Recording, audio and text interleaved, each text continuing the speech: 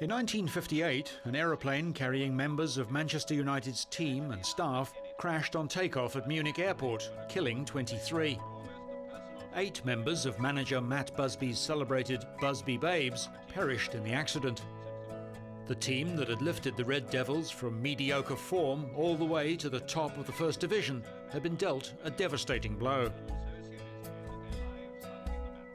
Many believed that they could never recover from such a disaster. However, every disaster brings with it tales of great heroics, and even the most pessimistic supporters could not help but be inspired by the miraculous tales of survival that emerged from the Munich air crash wreckage.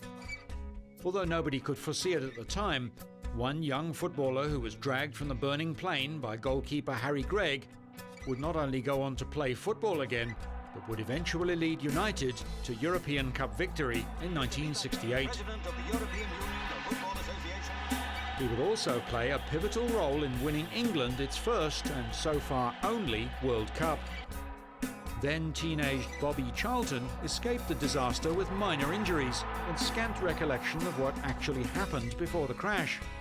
But even today, he finds it hard to come to grips with the fact that he was chosen to survive such an horrific event, while so many others perished. I don't understand why I was okay, you know, and they were killed.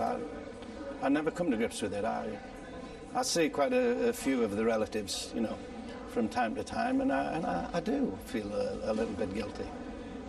I mean, I can't help it, unfortunately, but it was an unbelievable tragedy, and I hope it never happens again.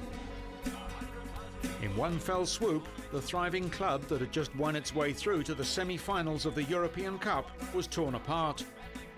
Not surprisingly, Manchester United's European Cup dreams stalled at the next hurdle, and the club set about the monumental task of rebuilding the team. If there was a man Busby could rely on in his club's hour of need, it was Charlton.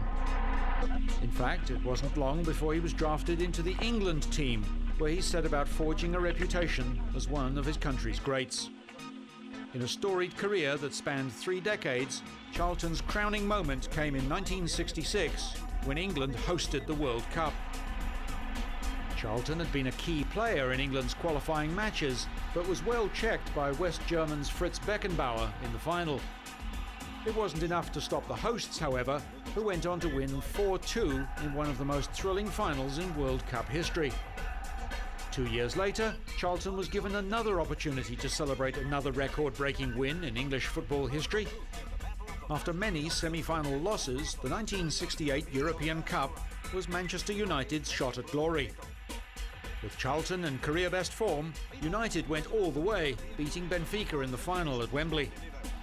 United took the final 4-1, with Charlton one of those finding the back of the net.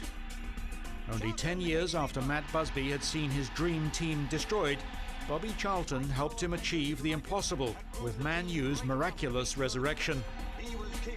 His side had been the first English club to win the coveted European Cup. This was a win for Great Britain. In 1970, Charlton announced his retirement from the English national team after playing 106 times for his country.